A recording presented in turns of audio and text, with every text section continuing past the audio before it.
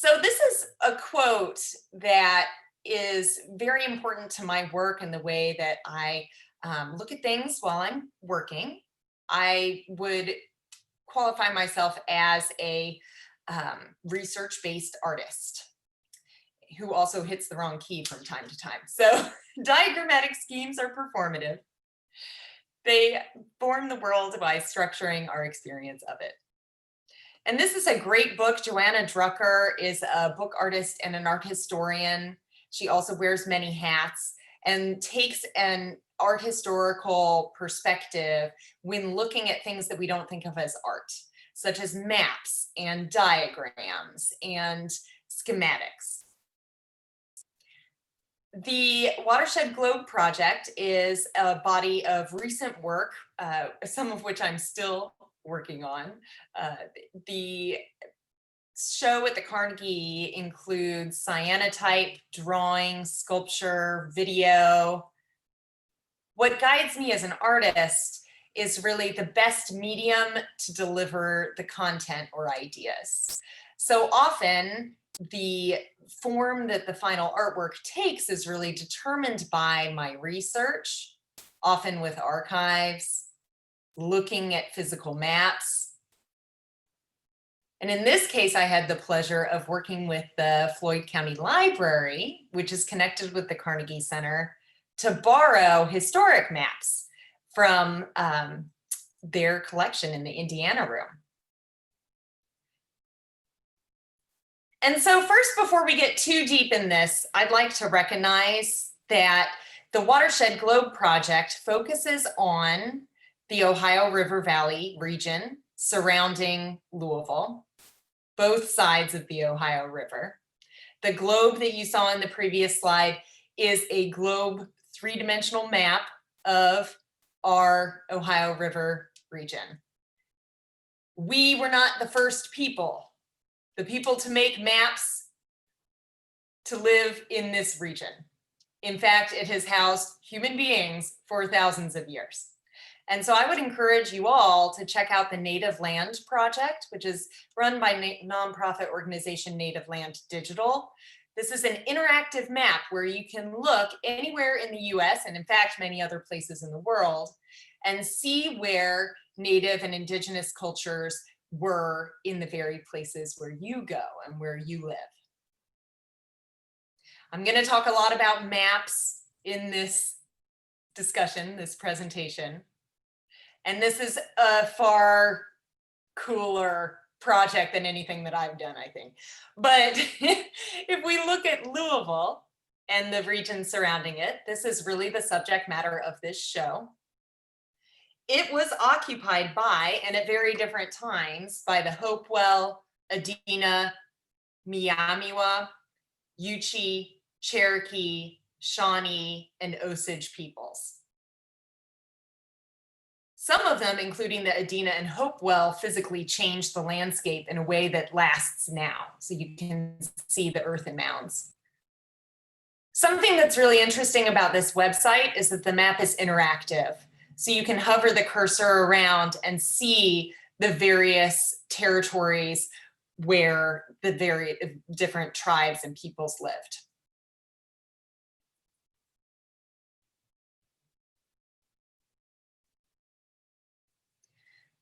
So for me, maps and looking at maps in this way is so endlessly interesting and political and social that I think I could just look at a zillion maps of this very region with different eras, different subject matter portrayed. I am a printmaker. I teach printmaking. I run a printmaking studio. I'm very interested in the print studio as a social realm, a shared collaborative space where people make things like maps and pamphlets and posters. It used to look like this, and it kind of looks similar nowadays. This is an image from Edinburgh Printmakers Studio in Scotland, where I did a residency in 2016. And you can see everyone's kind of milling about, and there are these crazy machines that hail from different centuries of graphic media production. So a lot of my research deals with printed ephemera. And the word ephemera, like ephemeral, refers to something that's not an artwork with a capital A. It's a pamphlet or a map, even a letter or a newspaper advertisement.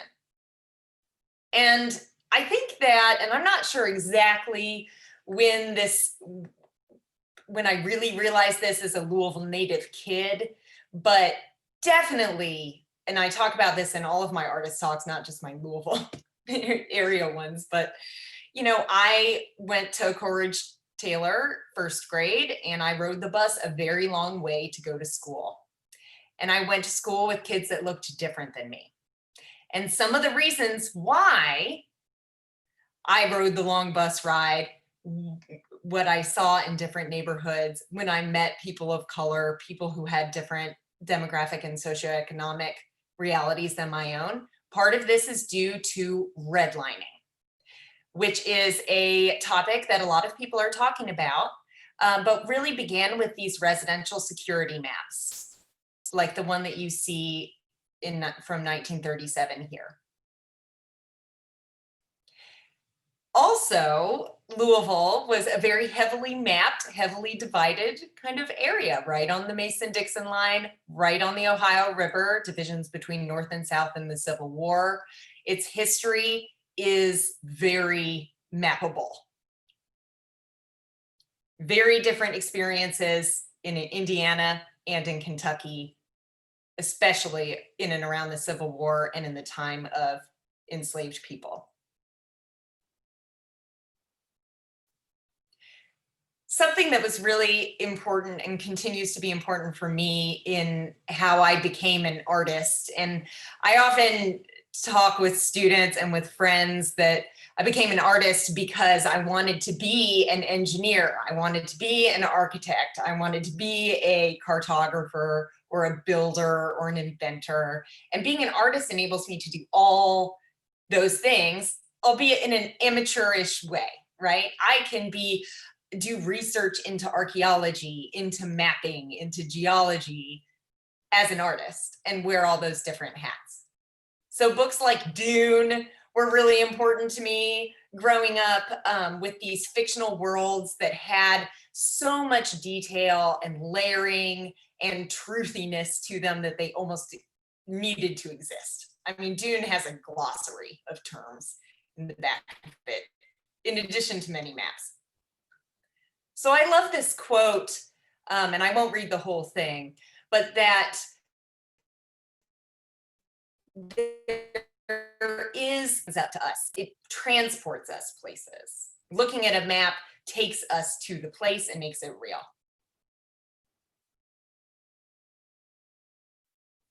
Also, I think as a kid, I was very into the idea of structures.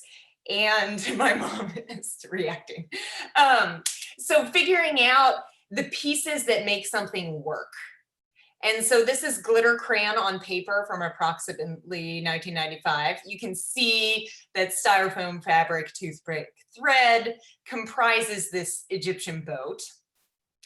And I think I had a lot more fun making this diagram than building the boat, which I think I did build the boat. But the key and the corresponding letters and making a visual representation of how things work was much more interesting to me and remains so in my research as an artist. So looking deeply into the ways that information is presented and what kind of perspectives and motives, good or bad, underlie that representation. So a project that I did when I first moved to Louisville, moved back. I was gone for about 8 years for college and grad school. This project was commissioned by the Kentucky Derby Museum, which at the time did not have an exhibit on the African-American jockeys who won the first 15 derbies, 12 jockeys, 15 derbies. And they had invited me to be an artist in residence and play around in their archive, because that's the kind of work that I do, is I dig really deep and then I follow my nose to find a story. And often the kind of story that I'm interested in is one that hasn't been told, or one that I can see, I'm like looking in between the objects that are preserved in a historical archive, that are presented in a museum. And so the resulting artwork was this almost like a ledger board, but it's huge, 66 inches by 84 inches, of these jockeys, some of whom had photographs taken of them and others have not. I had the opportunity with my collaborator, Tiffany Carbno, to make architectural video projections, one of which featured materials from this project and other footage that we came up with together. We projected it on the Jockey Club of the Churchill Downs racetrack. And so the portraits of the jockeys, and this, at the time, very forgotten kind of history, were 40 feet tall, overlooking the paddock of the racetrack.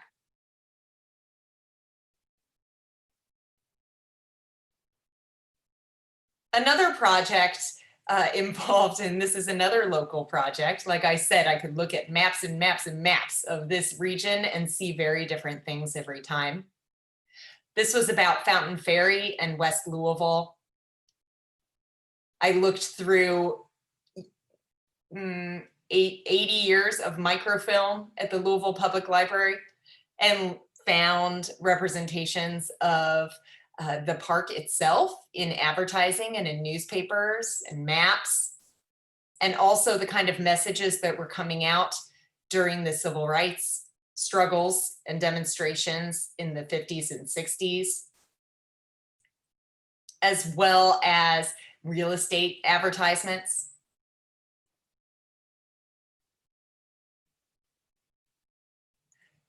So this is another important idea. A city is many worlds in the same place.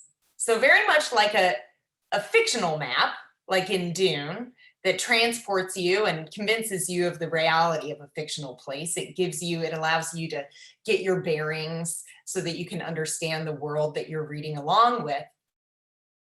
I'm very interested in this idea of multi-layering, many different worlds or stories or facts upon one another, and how mapping as a visual schematic kind of allows us to pull those layers apart, see between them, really think about the motives and structures underlying them, and maybe see our world in a different way.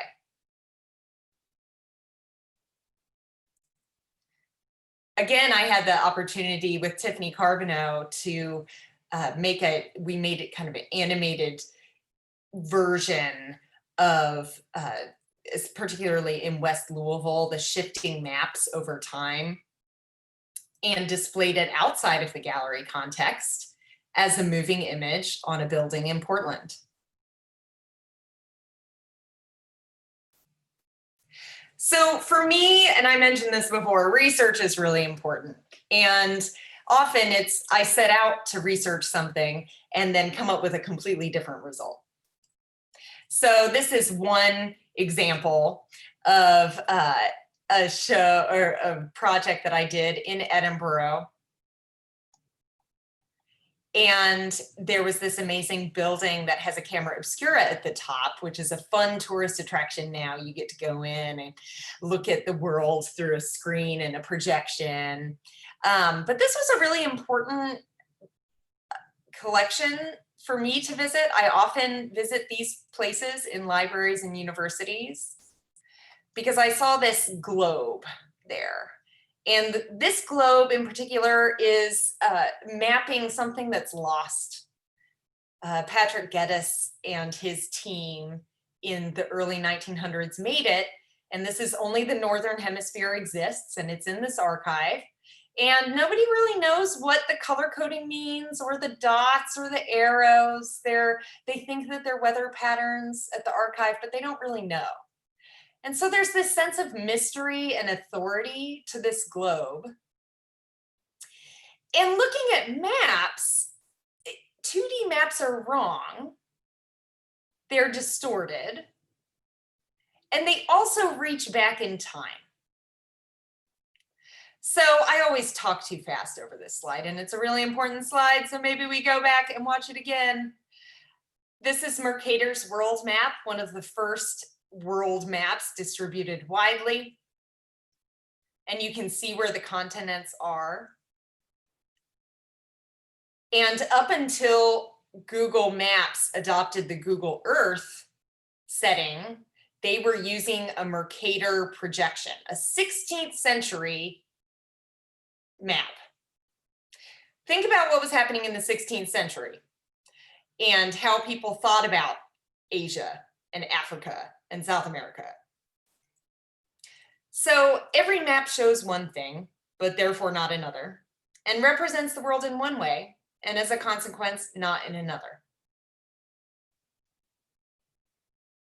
So what I do is, lately, I've been making globes with software that allows me to distort a projection into a 3D format. I either hand draw them or I make digital drawings.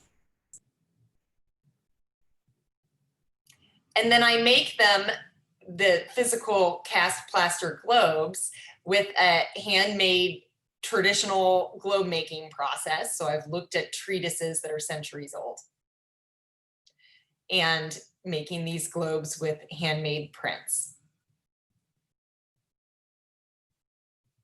So this is one image from a show that I actually had with Rachel Single, who I think is in the audience tonight.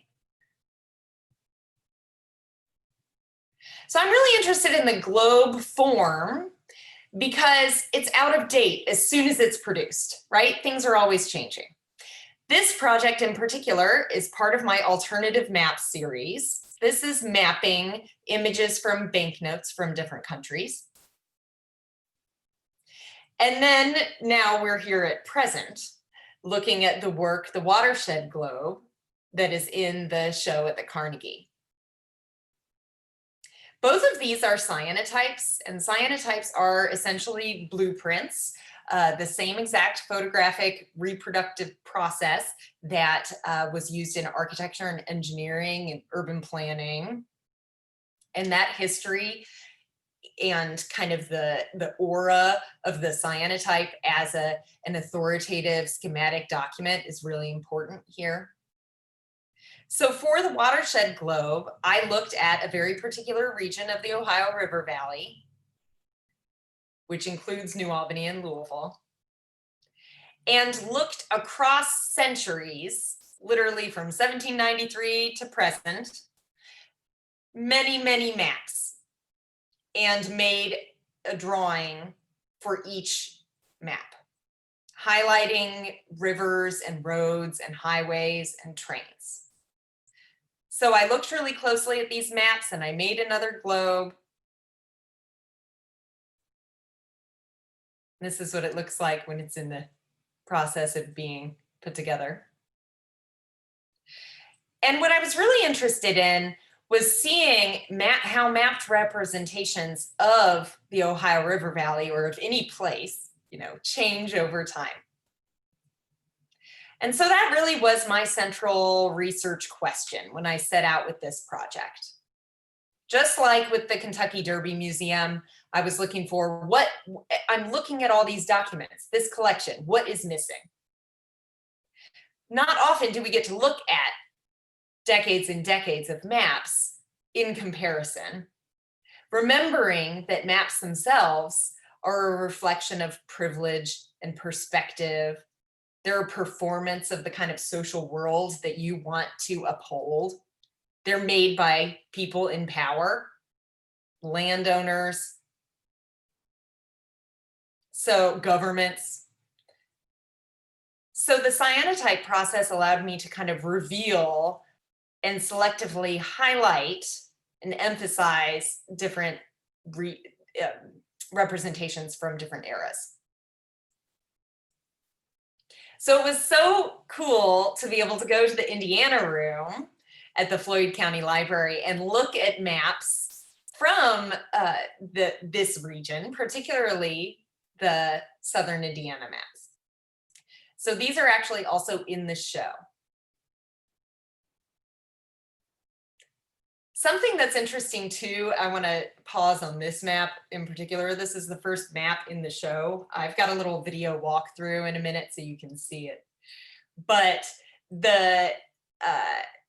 someone came in while I was taking photos today, and they just leaned directly on this map, like put their bodies on it and were like looking. Like they wanted to get as close as they physically could, and then they were following it with their finger and telling stories about, oh, well, that's where so-and-so lives, and oh, our place isn't on here. That was an afterthought, which is a funny notion because maybe their place didn't have a road at that point.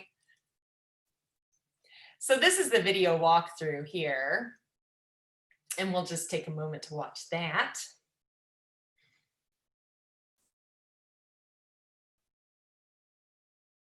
And there's no sound, it's just silent. So it's really exciting to me to be able to have these historical maps.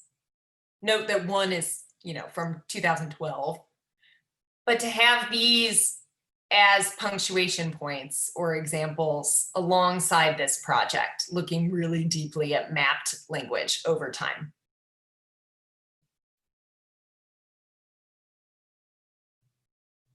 This one in particular was especially exciting because it was one of the maps that I used for the original drawings. And the drawings in this case were not made with pen and ink for the photographic cyanotype process. They were made on my iPad. So they were digital drawings that I then animated into a video. And so the video itself shows the source maps and then also my work tracing and isolating those roads and bridges and trains. This series of drawings kind of breaks up those various source maps into their individual layers again.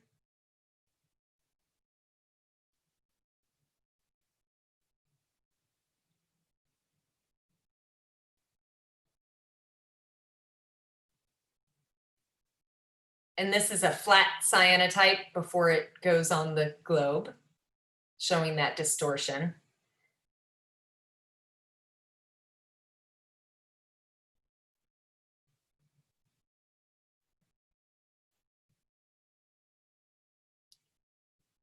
And then here we have a flood map from 1937 of New Albany. So this is a mapped representation of something really catastrophic, something really hard on a community.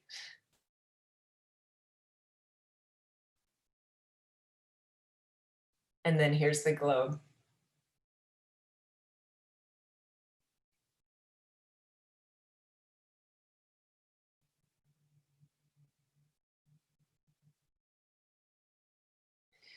So that's the exhibition. I hope you'll go and see it. Taking a closer look at some of the maps that I borrowed here, we have a social contract with each other with many things, right? Some of them are so systemically grounded in the way that we interact with each other, the places that we go in our cities, the places that we don't for some reason, places that we feel like we have access to and what we don't. We have a social contract also with mapped representations of our place. I am going to see this as an authoritative document, right? It says it's a comprehensive plan. It's got color coding. Probably someone knew exactly what they were doing when they made this. But what exactly is the definition of a high density residential area? Who decided that? And for what reason? What is a park and recreation area and what's not? So that's for the city planners to decide.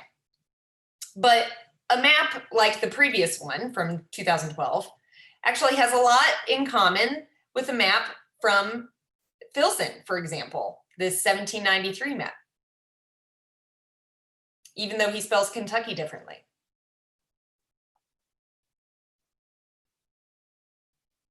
So I'm really interested in going from many different angles in this study and really taking time to look at these various layers and even exploring them as almost abstractions. So what colors and what kind of textures or lines were used in a point in history. Notably, when looking at the Ohio River Valley maps, the Ohio River is really big in the beginning and then gradually shrinks. And you can see this over the video as well.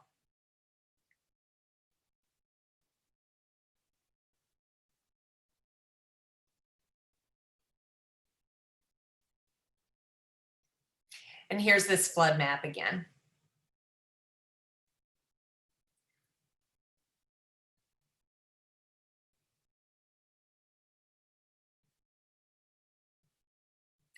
So I think, and here's the video, I'll press play so it happens.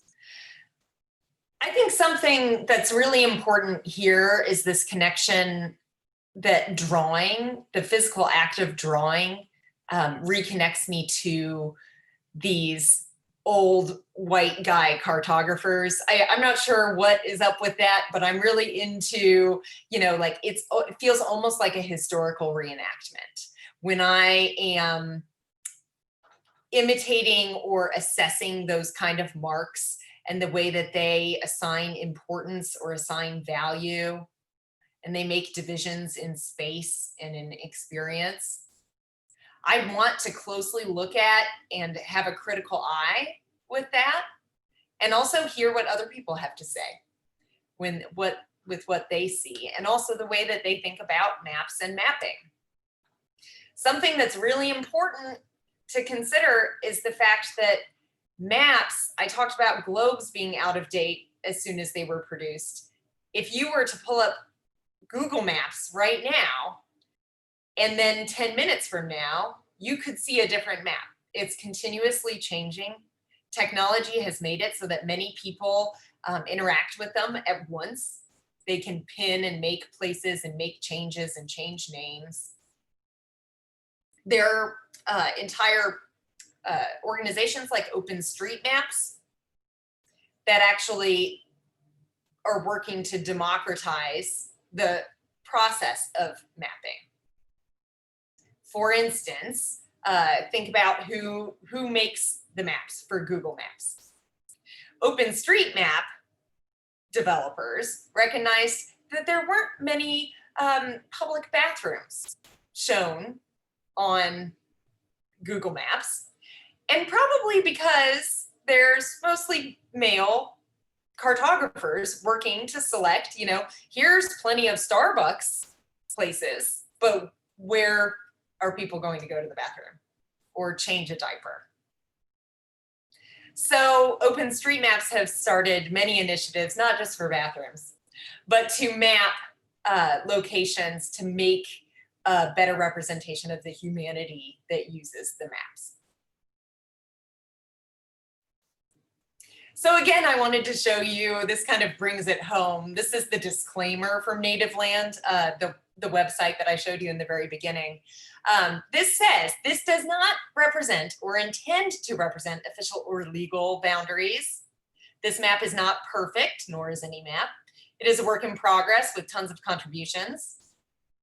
Please send us fixes. So something that I hope with making the kind of work that I make, in looking really slowly and in a tedious way at mapped representations in print media, even if it goes on the web somewhere, we have a contract with maps that we believe it, that we proceed without critique. But in fact, there's something that's always changing. And so thank you so much for listening.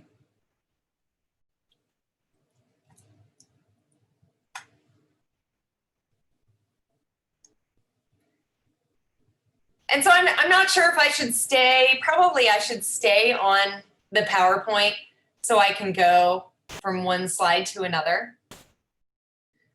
But I would love to hear from anyone, about if you've seen the show and if you have questions. Thanks so much for listening.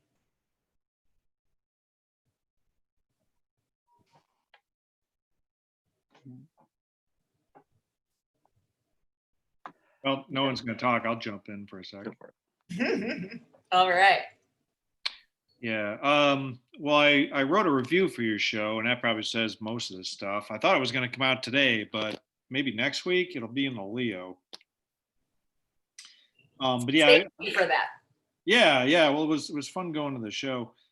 If you wanted to comment on something, I've just kind of been trying to formulate a question for you or to ask it so you can actually answer it. But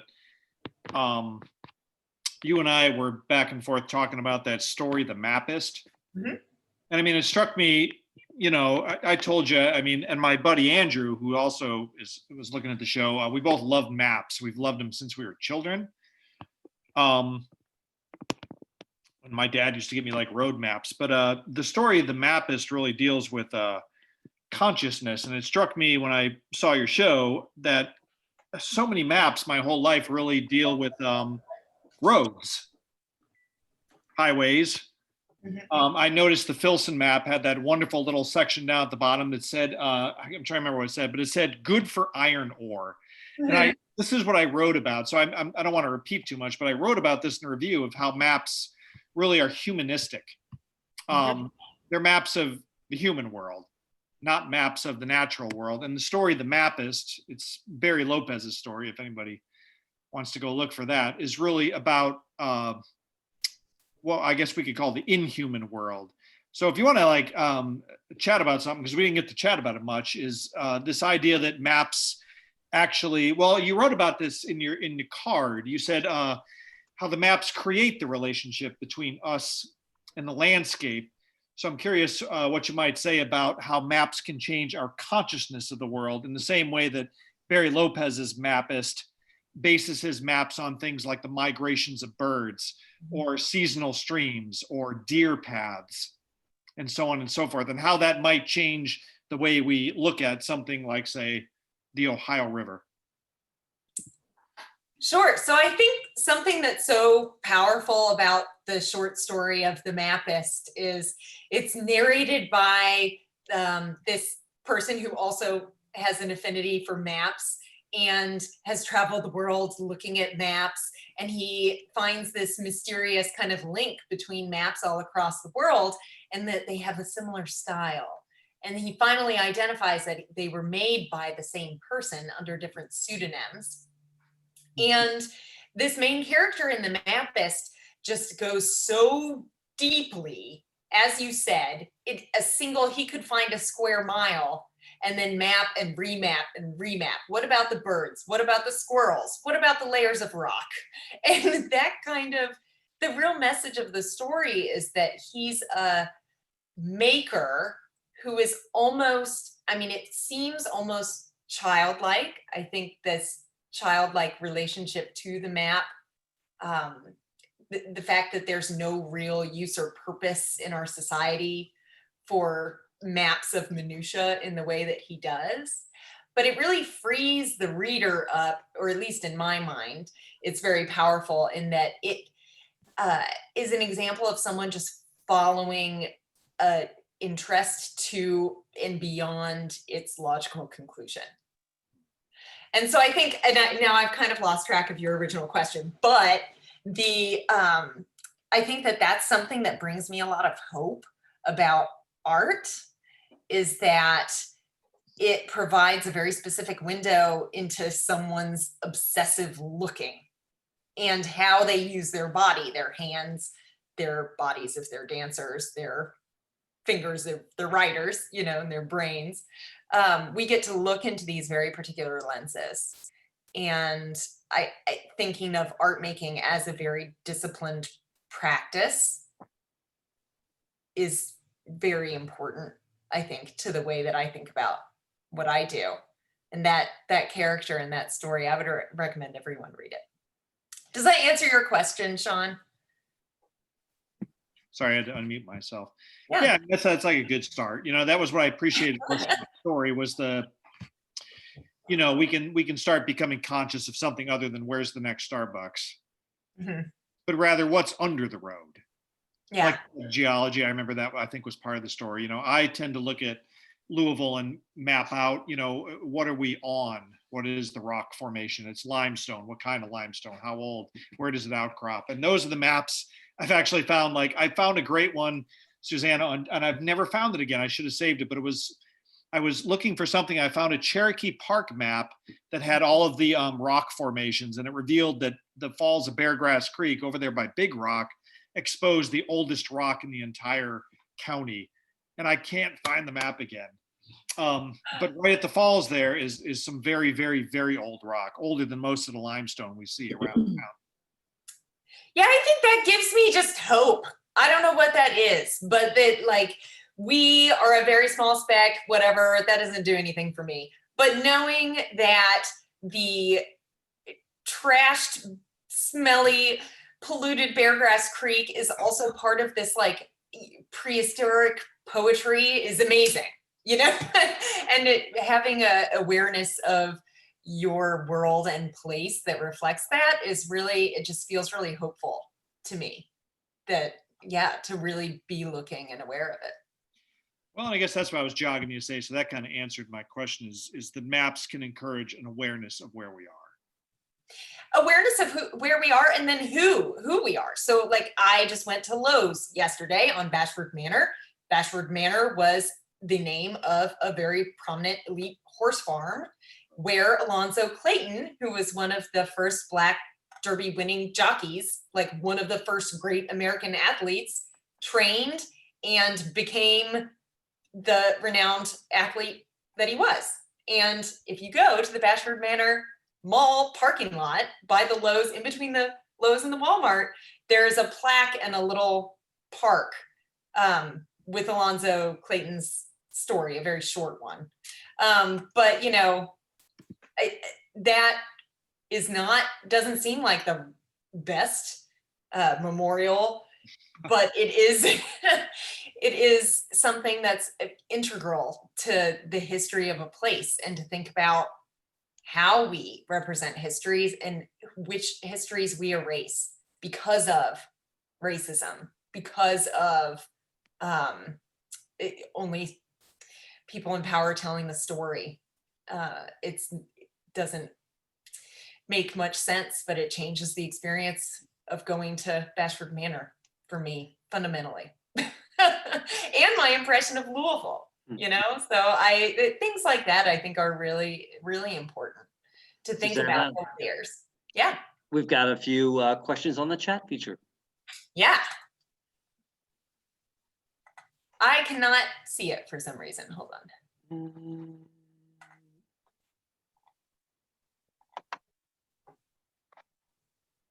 Okay. Have I explored using drone imagery? No, I have not. And I would love to. I think that something that's kind of, I don't know if I would love to actually, never mind. I think I really like looking at the way that things are represented, particularly in print, rather than the actual primary source documentation of the things. So maybe I want to look at somebody else's drone footage. Do you have a follow-up to that, John Begley? That's a good question.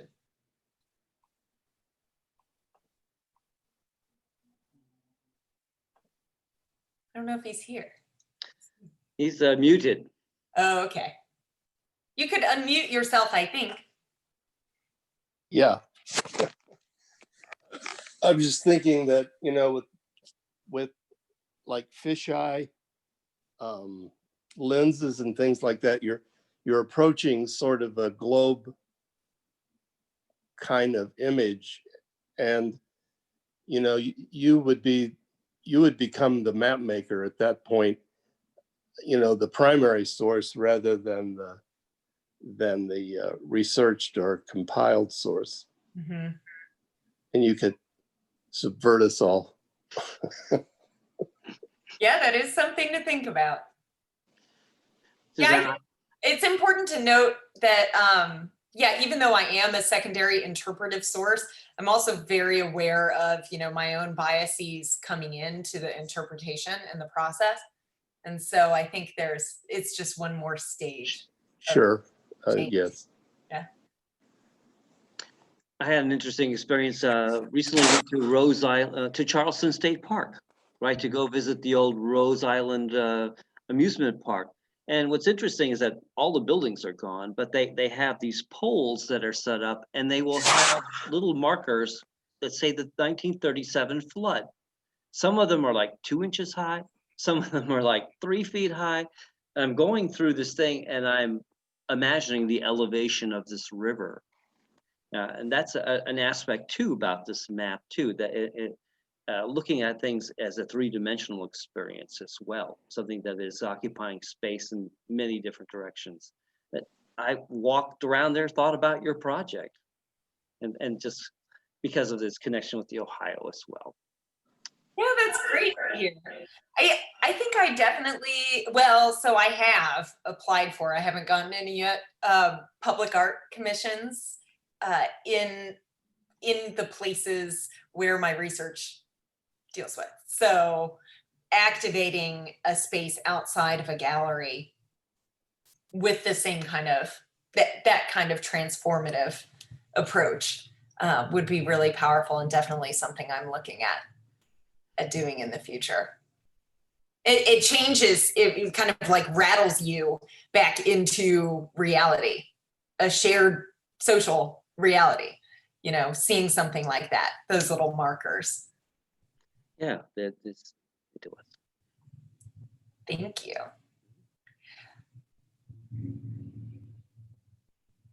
Thank you, Styx. Thanks so much for your comment. I really appreciate that. Focused on the words used on the map. Yes, I am. I am making a map with words, but it's a work in progress. I started in 2017 and then I got distracted by other projects. But I'm working on a globe called the This Land Globe, which is a compilation of words from national anthems. So I'm actually selecting the words and then putting them, kind of hovering them over the places where the national anthems come from. I am very interested in looking at just the words that are already on the map itself, kind of like I think Sean pointed out, the good for iron ore. A globe of a place is kind of a funny thing. I didn't really address that, but a globe usually is global, and this is the Watershed Globe is a local globe, right? So it stretches east Louisville and west Louisville and whoop, like buttons it up into one big circle. The video itself is also a circle, it's a loop. I'm really interested in making more local globes. So what would be the equator of a community and what would be its poles? I think using the words associated with globeness is something also that I'm looking at. So there's a lot to do still, which I'm excited about. It's slow. And this slowness is good. I have to remind myself that some things take a lot of time.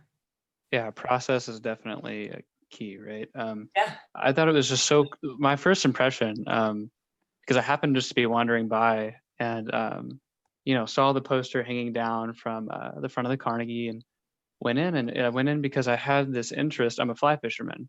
I have this interest in rivers and the way that, the way that the fluid moves through rivers with the eddies and the ways that rivers branch and the ways that those change, like they're living bodies, so like the earth will give way in some places and then the river changes, right?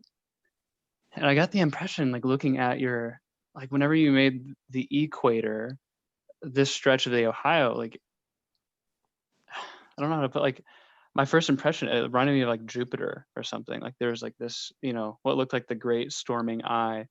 Yeah. And it felt like it really made this area feel like its own world.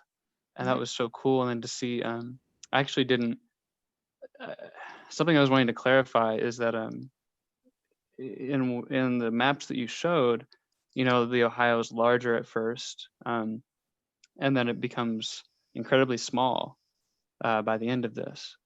And I just had this question because I know that rivers can, they can change course some, and that there's, they are living things. But what are the consequences of what we're doing with that? Like by I don't know. Turning the hone in river on a into a question. machine. Yeah, like what are the consequences of what we're doing there by making this river smaller, or even like what are the consequences? I don't know. Yeah. Well, part of it is luckily just representation.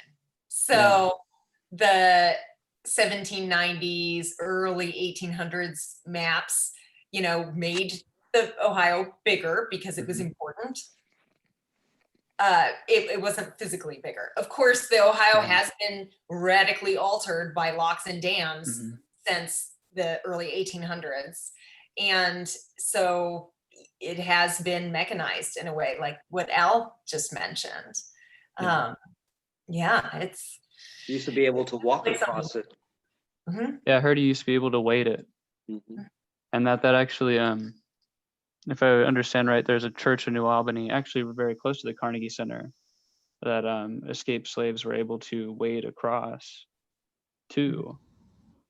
And that's just that's a wild thing to imagine and to think, and that's not even, I don't know, that's not an experience I can even understand, because the literal earth has now been altered. Yeah. You can imagine when poet Gary Snyder talks about Native Americans and what their map would be.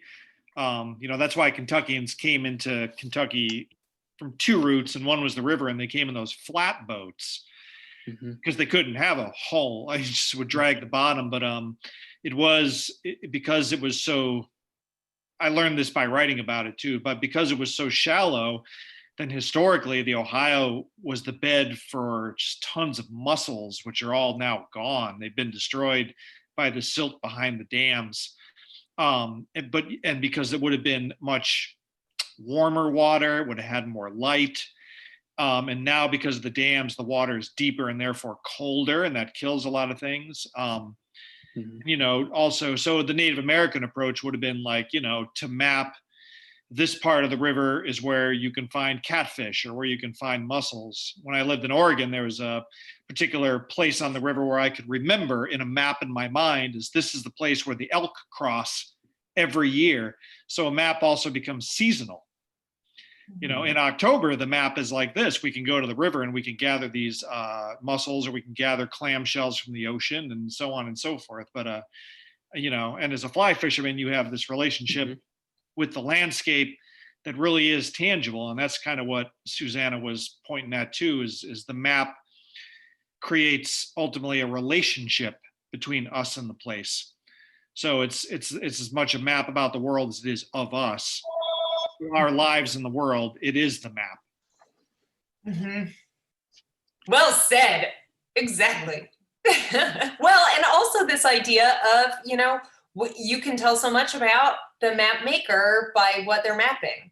So I kind of have a shorthand in my brain of like, what's the variable, like the subject matter of the map, the thing that makes the map a map. And it would be incredible to be able to see the migrations of bison in a map before white settlers and colonists came to Kentucky. But in fact, we do have a lot of our roads were buffalo traces. You drive down State Street in between like Big O Tires and the Starbucks. There's another big sign. I pay attention to these signs that says Buffalo Trace, and it's right by the on-ramp to the highway. And so those roads, there's a great line from the Mappist story about like a road is hard to get rid of. You know, even if animals made the road, that's something that has a present impact on our space, even if we're wowed by the Chick-fil-A drive-through line. You know, we're still in the line for where the buffalo would go. Hard not to get too romantic and nostalgic about that, I suppose. I've heard that somebody, and I believe they're at U of L, and I can't remember his name, but he's working on Native American maps of the area. And that there are evidently some existing images that he's located. There's some research for you. You have his name? You don't have his name? I'll look for it. I think the Center for Humanities over at U of L would be able to help you with that too. Yeah, I would be really interested in talking with them. You know, Susanna, you might like too, you may already know about it, but my daughter is in 6th grade. She's doing now in world civilizations. She's learning about the Sumerian, and they have the, definition of civilization, one of which is written language. And I told her, 11-year-old, I said, I can test that. You cannot, to say a civilization must have a written language pretty much denies all the Native Americans, because they had an oral tradition, which is just as much a language. But one of the big things I learned in my studies here in Kentucky is, I don't know if I'm pronouncing it right, the Athia Miawi, which is the road for both the Shawnee and the Cherokee. And one place it goes through is the Cumberland Gap. And then within 10 miles, it goes through Pine Mountain, where Pineville is. That road, just like you said, was originally, I love this, was originally pounded out by mastodons. And the now extinct buffalo that stood something like 10 feet high at the shoulder, well, they crossed over the gap and then came through Pine Mountain in what's called the Narrows, where the Cumberland River goes through it. That was followed, of course, by those who hunted them, probably to extinction, Cherokee and the Shawnee. And then that's really what Thomas Walker came over, Dr. Thomas Walker. He didn't discover the Cumberland Gap. He just followed the path that the Long Hunters had already gone into. So the map was mapped in the minds of the Native Americans, but it was also blazed. That was the map, was actually on the trees. And in fact, Thomas Walker too carved into trees, and those were apparently there for years, his carvings. But the Cumberland Gap Trail that the pioneers came over became, and there's a map, I think, in the state or in the national park that shows how it went to Wagon Road, to cars, to a highway, superhighway. And then they just said, we'll just tunnel under it. So now you go under the Cumberland Gap, and they've restored the Cumberland Gap back to the original forest, all the way back to square one. You drive under the Cumberland Gap now through that tunnel on Highway 24 or 26. I can't remember which one it is. Yeah. It's fascinating. Well, there's something oh, sorry, go ahead. I'm interested. Are you hearing me? Hi, Deb. Can you hear me? Yes. Hey, Susanna. I'm interested in how maps relate to sort of the sociology of the area. Okay, like I think of Louisville as this sort of segregated city, and it still is right now. And I'm sure maps were created to benefit that segregation. So what in your research have you uncovered that sort of, deals with that aspect of map making that is more, it's a little more, I don't know, negative, I guess, in a way? Yeah, I mean, there's definitely a lot of negatives to be found in terms of maps being tools for exclusion, whether it's exclusionary lending, which was basically forged by the Homeowners Loan Corporation, HOLC, in the mid-30s with their redlining and the mapping projects where they would, it's one of the first slides in my talk, that color code neighborhoods as lendable or not, too risky, and then encourage only rental properties, discourage mortgage lending to Black Louisvillians and Americans all over the country. This happened too. And that was a remapping effort, right? So things were one way, and a color-coded map mobilized and changed the way that the places that people could live. Yeah, I saw this map. Maybe I sent it to you, but I forget who, I don't know who it was, but somebody on Facebook or whatever. They sent this map about how, and it's maybe more about urban planning than it is about map making, but they actually set up one-way streets in such a way where Black communities in Louisville had to like turn right, turn left, go this way. There were no like straight streets. Like I live off of Lexington Road, and I can take Lexington Road as a straight street. I can get anywhere. But in certain communities, they force people to turn right, turn left, to whatever. They couldn't get from point A to point B, and it's still that way. Mm-hmm. Now, I don't know if that is about map making, but it just seems kind of like I don't know, we should be grown up enough right now to sort of like, let's reinvent our streets, let's do something different. Well, I think we have to have our eyes open to that too. And I am so grateful for leaders like Attica Scott and Ja'Cory Arthur and people who are talking about, what are the underlying structures that we get so used to that we're not seeing anymore.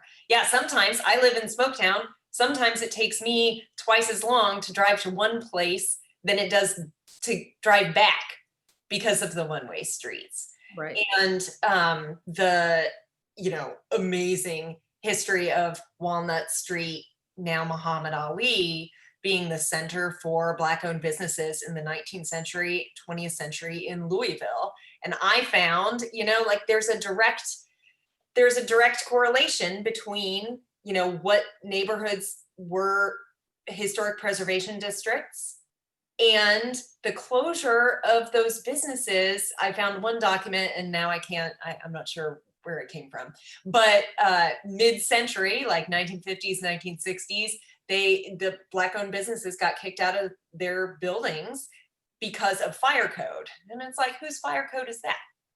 So there's the maps to the service of bureaucracy and to exclusion and to historical erasure. And there's so much to think about. I think John Begley just wrote street names change as they progress through different neighborhoods. Yeah, Algonquin Parkway in Louisville, I have read was strictly a name for, brown people live here, Algonquin.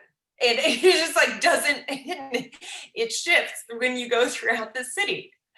And, why do we know? Do we know? What do we know or not know about Roy Wilkins? That's 9th Street. He was involved with the NAACP, like huge mover and shaker on a national level. And, it's not Roy Wilkins once you leave downtown.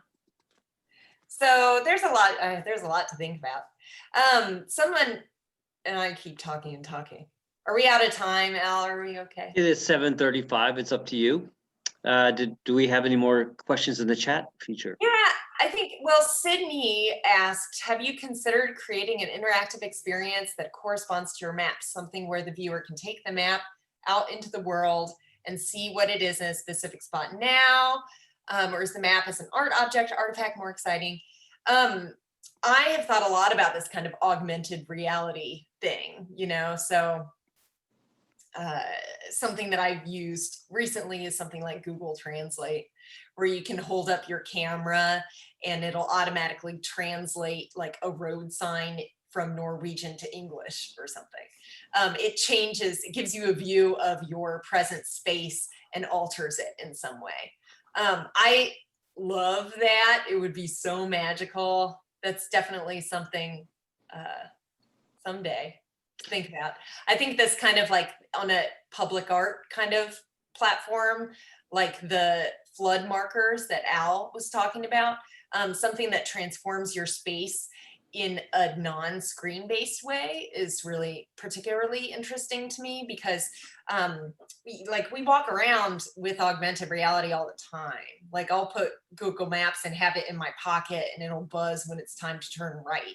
And that fundamentally it interrupts my experience of my present reality and makes it kind of a virtual, also mediated experience.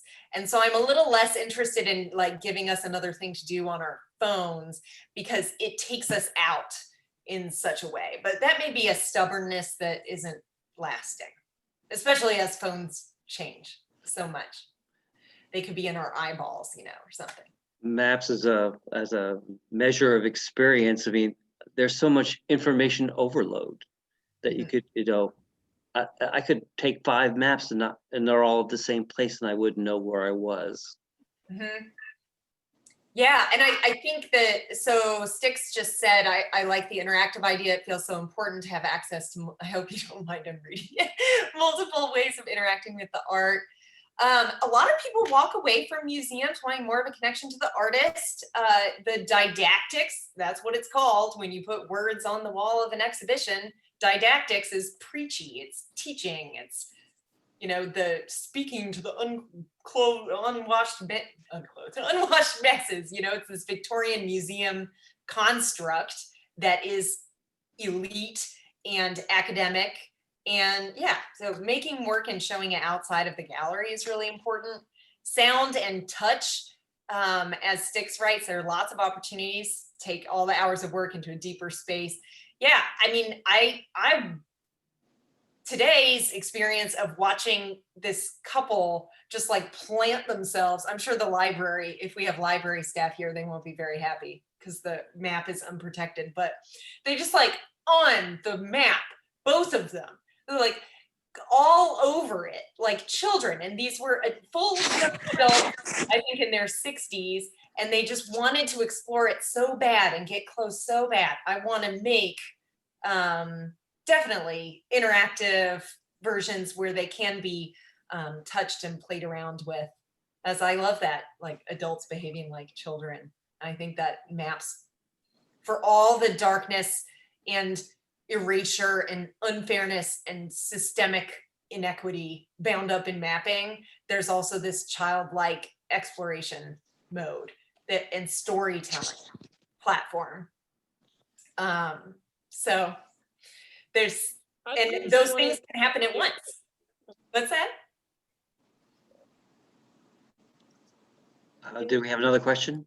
Styx? Yeah, so I really, really did enjoy this show. And yeah, it's more of just a statement just to add on to the interactive portion. I think, I mean, I haven't been diagnosed or anything, but I do have a really hard time with reading. And I found that audio has been very helpful. I'm very happy to have an opportunity to engage in this way. But I feel like even with the show that talks about the Underground Railroad, it was helpful to be able to hear the voices of people talking from the past. And a lot of things that you've said regarding the show, I mean, wow, I'm grateful to have this opportunity here, and even just audio of something like that to have access to in the show, I think would be very helpful in just interpreting your work. I think the maps were beautiful. I think the work was wonderful. A lot of the work, it's my first time experiencing it personally. And so just some more feedback on what those things are and what the process is in audio format. Audio visual is what I just think would help to be able to talk about it more. I saw the show and then I brought my mom to the gallery and we looked at the show, and I always like to tell her what things are. And I could do research, but again, the reading part is just a bit challenging for me. Yeah. Yeah, I mean, I hear that completely. Thank you so much. And it means a lot. There is such a depth of research that gets lost on its way to the final product. And I'm always looking for new ways to take viewers along that journey. And I am really interested in the layered capabilities of sound. And I work a lot with oral history in my research too. So it could be other voices as well. Yeah, because your voice and what you have to say about the maps, I mean, I had no idea that this is what I would be walking into. And I think that's the case with a lot of artists who present a piece, that you just have no idea, and it's just a beautiful connectivity point. So thank you so much for sharing. Thank you so much. Also, Suzanne, oh yeah. hey, great talk. Hi. This was I just wanted to make a comment that that interactive part, like hearing you talk about your work immediately brought me back to this Southern architecture course that I took in grad school, where we were looking at the things that like you're not seeing in Southern architecture, like the history of the architecture of slave quarters. Like, you know, there's a lot of Southern guilt, and that's not really, you know, you go to the Biltmore and they don't talk about that. So immediately when I like hear you talk about your work, I guess I just thought of an interactive experience, because I loved exploring that stuff and seeing how much has changed and what has been hidden and what, you know, what you're not seeing. And so, yeah, I think the augmented reality would be like, would take away from that experience. But I just wasn't sure if in your work, the map was more important than, or not more important, but more exciting to you than as an object than what's happening in the space, if that makes sense. I'm not sure. Yeah, I mean, I think it relates to scale too, you know, like I would love to make a project that was like a scale, a map of a 10 by 10 space. And then what happens when the person is in that 10 by 10 space? What do they see? How do I kind of display those different kind of layers of history or time within the single space, so that they could really be there? You know, that even though it's a very zoomed in globe, the Watershed Globe is a pretty massive region. So yeah, to be able to wrap your head around that particular. And sometimes it's, you know, like the plaque in the Lowe's parking lot about Alonzo Clayton, like that radically shifts my understanding of a space without doing much other than having text and a park there. Yeah. Cool. But that's great to hear. I would have loved to take that course. Oh, it was great. Okay. Any other questions? All right. Susanna, thank you so much. Thank you. I'm going to try and save this chat because there's so many good I've been recording recommendations in here. Thank you all so much for joining us. I really appreciate it. And it's been such a pleasure. And please keep in touch. You can find my email at my website, or Susanna Crum on Instagram. I'd love to carry on the conversation if you have particular interests or questions. Thank you. Catch up with us at the Carnegie Center when you can. See the show if you haven't had a chance to already. And thank you all for being here tonight. Thank you so much. All right. Bye-bye, everybody. Thank you, Al. Bye-bye. Bye. Where's my stop? Bye.